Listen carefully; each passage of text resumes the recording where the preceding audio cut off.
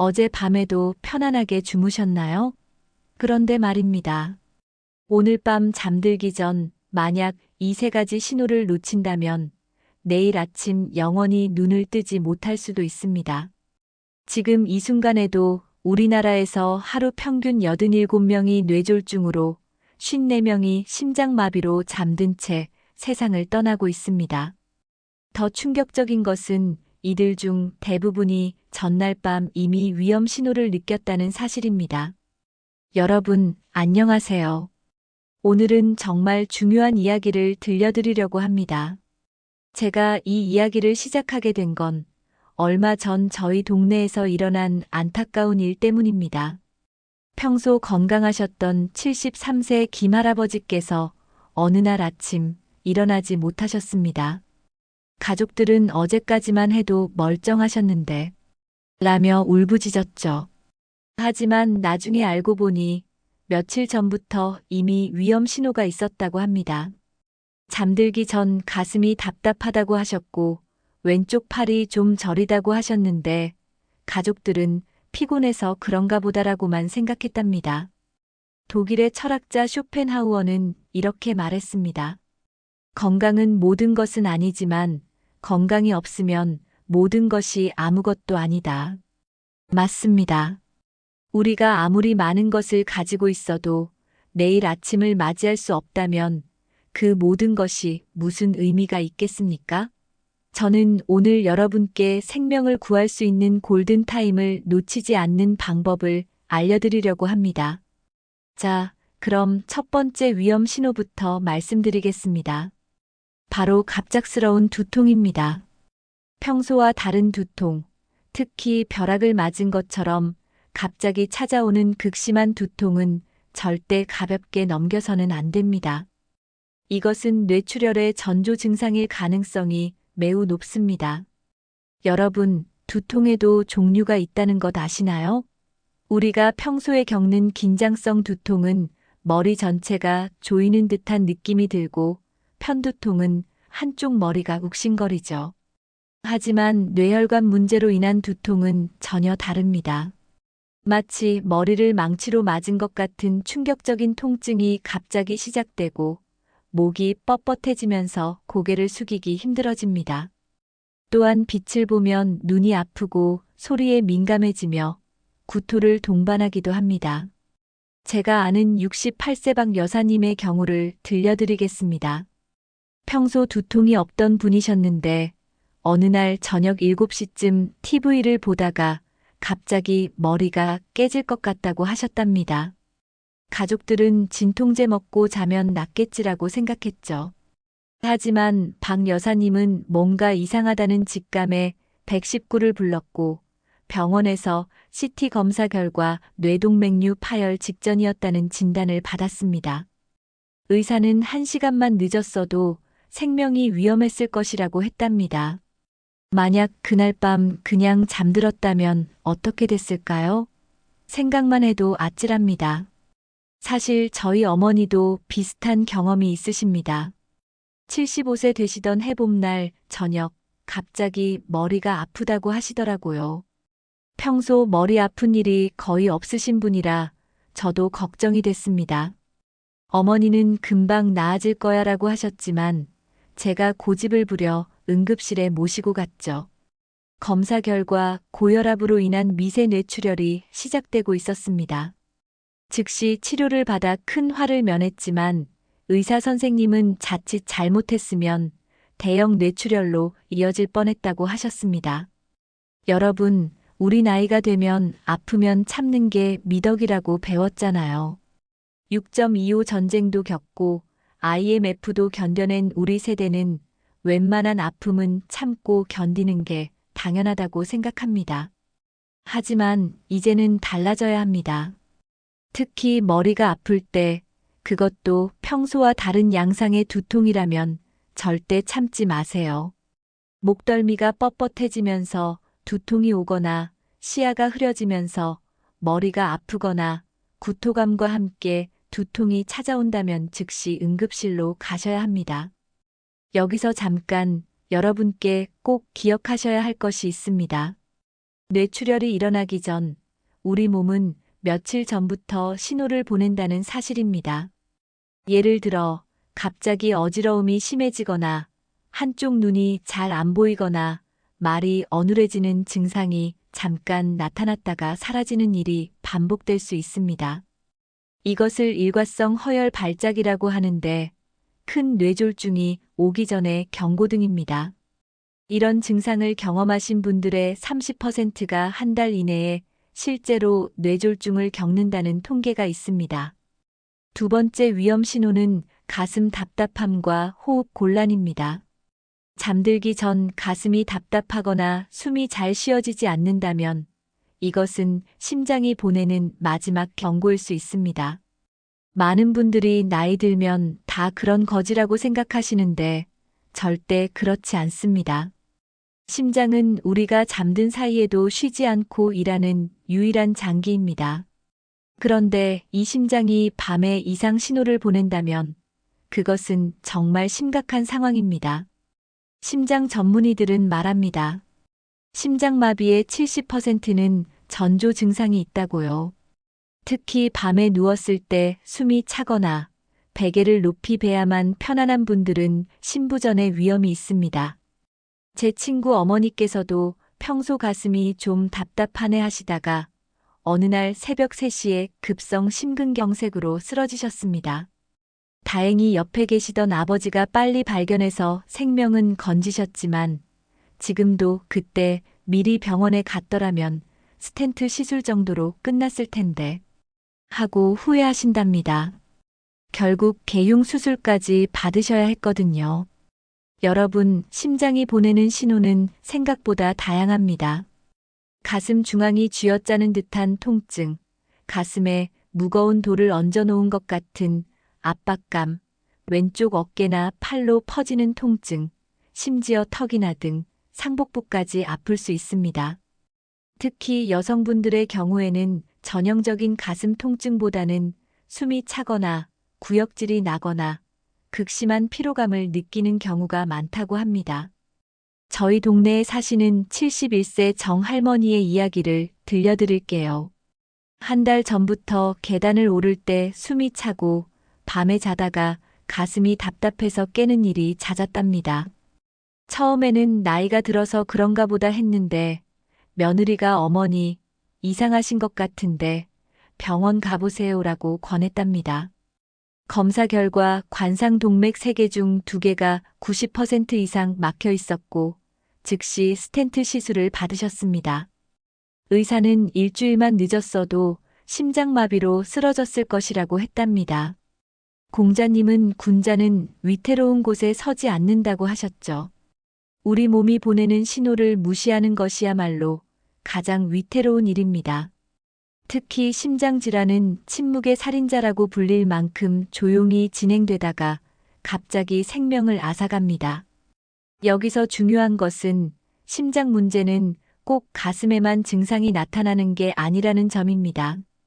예를 들어 발목이 붓거나 밤에 소변을 자주 보거나 누우면 기침이 나는 것도 심부전의 증상일 수 있습니다. 또한 식은땀이 나면서 가슴이 답답하거나 소화가 안 되는 것 같은 느낌이 들면서 가슴이 불편한 것도 심장의 이상 신호입니다. 세 번째 위험 신호, 이것이 가장 무서운데요. 바로 한쪽 팔다리의 저림이나 무력감입니다. 잠들기 전에 한쪽 손이 저리거나 젓가락질이 잘 안 되거나 말이 어눌해진다면 이것은 뇌졸중의 골든타임이 시작됐다는 신호입니다. 뇌졸중은 시간과의 싸움입니다. 타임 이즈 브레인이라는 말이 있듯이 1분 1초가 뇌세포의 생사를 결정합니다. 여러분은 FAST라는 말을 들어보셨나요? 이것은 뇌졸중을 빨리 알아차리는 방법입니다. F는 페이스, 얼굴이 한쪽으로 처지는지, 어는 암, 팔을 들어 올릴 때 한쪽이 떨어지는지, S는 스피치, 말이 어눌해지는지, T는 타임, 시간이 생명이라는 뜻입니다. 이 중 하나라도 해당된다면 즉시 119를 부르셔야 합니다. 제가 작년에 경험한 일을 들려드리겠습니다. 저녁 식사 후 거실에서 TV를 보고 계시던 75세 이웃 할머니께서 갑자기 내 왼손이 좀 이상하네라고 하셨답니다. 손에 힘이 안 들어가고 숟가락을 잡기가 힘들다고 하시더라고요. 가족들은 피가 안 통해서 그래요라며 주물러 드렸는데 할머니의 며느리가 간호사 출신이었거든요. 즉시 FAST 테스트를 해보니 왼쪽 얼굴도 약간 처져 있었고 말도 살짝 어눌했답니다. 바로 응급실로 모시고 갔고 경미한 뇌경색 진단을 받았습니다. 우리 선조들은 호미로 막을 것을 가래로 막는다고 했잖아요. 작은 증상을 무시하다가 큰 화를 당한다는 뜻이죠. 특히 우리 나이대에는 더욱 조심해야 합니다. 통계를 보면 65세 이상에서 뇌졸중 발생률이 급격히 증가하고 75세 이상에서는 그 위험이 2배로 뛴다고 합니다. 더 놀라운 것은 뇌졸중 환자의 40%가 전날 밤 이미 전조 증상을 경험했다는 사실입니다. 자, 이제 더 중요한 이야기를 해드리겠습니다. 이런 위험 신호들을 느꼈을 때 우리가 해야 할 일과 절대 하지 말아야 할 일이 있습니다. 먼저 절대 하지 말아야 할 일부터 말씀드릴게요. 이것만 알아두셔도 생명을 구할 수 있습니다. 첫째, 자고 일어나면 괜찮아지겠지라고 생각하지 마세요. 이것은 생명을 건 도박입니다. 제가 아는 69세 김 선생님은 밤 10시에 두통과 어지러움을 느꼈는데 내일 아침에 병원 가자고 하셨다가 새벽에 의식을 잃으셨습니다. 지금도 반신마비로 재활 치료를 받고 계십니다. 둘째, 혼자서 운전해서 병원에 가려고 하지 마세요. 운전 중에 증상이 악화되면 본인뿐만 아니라 다른 사람까지 위험에 빠뜨립니다. 실제로 작년에 우리 동네에서 가슴 통증을 느낀 72세 할아버지가 직접 운전해서 병원에 가시다가 신호등 앞에서 의식을 잃으신 일이 있었습니다. 다행히 큰 사고는 없었지만 정말 아찔한 순간이었죠. 셋째, 민간요법이나 검증되지 않은 방법을 시도하지 마세요. 침을 놓는다거나 손가락을 따서 피를 낸다거나 청심환을 먹는다거나 하는 행동은 오히려 상황을 악화시킬 수 있습니다. 특히 뇌졸중이나 심장마비 상황에서 아스피린을 함부로 먹는 것도 위험합니다. 출혈성 뇌졸중의 경우 아스피린이 오히려 출혈을 악화시킬 수 있거든요. 넷째, 증상을 숨기거나 축소하지 마세요. 자식들 걱정시키기 싫어서 병원비가 아까워서 큰일 아닐 거야라고 생각하시는 분들이 많은데 이것은 정말 위험한 생각입니다. 여러분의 생명은 그 무엇보다 소중합니다. 체면이나 돈보다 중요한 게 생명 아니겠습니까? 그렇다면 이런 증상이 나타났을 때 우리가 해야 할 일은 무엇일까요? 이제부터 생명을 구하는 골든타임 행동 수칙을 알려드리겠습니다. 첫째, 즉시 119에 전화하세요. 부끄러워하거나 망설이지 마세요. 119 구급대원들은 괜한 신고였어도 다행이라고 생각한답니다. 특히 새벽 시간이라고 해서 주저하지 마세요. 생명에는 시간이 없습니다. 119에 전화할 때는 침착하게 주소를 먼저 말하고 증상을 간단 명료하게 설명하세요. 73세 남자 가슴 통증, 호흡 곤란처럼요. 둘째, 증상이 시작된 시간을 정확히 기록하세요. 휴대폰에 메모하거나 종이에 적어두세요. 이것은 치료 방법을 결정하는데 매우 중요합니다. 특히 뇌졸중의 경우 4시간 30분 이내에 혈전 용해제를 투여하면 후유증을 크게 줄일 수 있습니다. 셋째, 평소 먹던 약 목록을 준비하세요.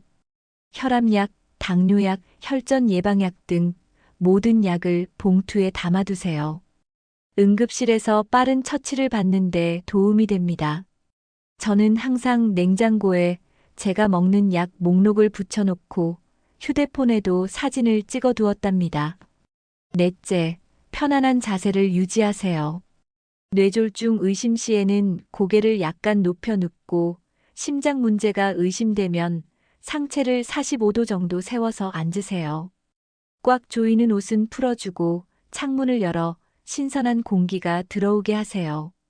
5째, 가족이나 이웃에게 연락하세요. 혼자 있을 때 위급 상황이 발생하면 정말 무섭습니다. 평소에 비상 연락망을 만들어 두세요. 저는 휴대폰 즐겨찾기 1번에 119, 2번에 아들, 3번에 딸을 저장해 두었습니다. 노자는 천리길도 한 걸음부터라고 했습니다. 건강을 지키는 일도 마찬가지입니다. 작은 실천부터 시작해야 합니다. 그래서 제가 오늘 꼭 당부드리고 싶은 것은 매일 밤 잠들기 전 3분 건강 체크 습관을 만드시라는 것입니다. 이 3분이 여러분의 생명을 구할 수 있습니다. 첫 번째 1분은 거울을 보며 얼굴을 확인하세요. 웃어보시고 양쪽 입꼬리가 똑같이 올라가는지, 눈이 똑같이 감기는지 확인하세요. 이하고 웃으면서 치아를 보이는 것도 좋은 방법입니다. 한쪽 얼굴이 처지거나 마비가 있으면 즉시 알 수 있거든요. 두 번째 1분은 양팔을 앞으로 쭉 뻗어 10초간 유지해 보세요. 눈을 감고 하면 더 정확합니다. 한쪽이 처지거나 떨린다면 위험 신호입니다. 그리고 양손을 꽉 쥐었다 폈다를 10번 반복해 보세요. 한쪽 손의 힘이 약하거나 움직임이 둔하다면 주의가 필요합니다. 세 번째 1분은 오늘도 감사합니다. 내일도 건강하게 일어나겠습니다. 라는 문장을 크게 말해 보세요.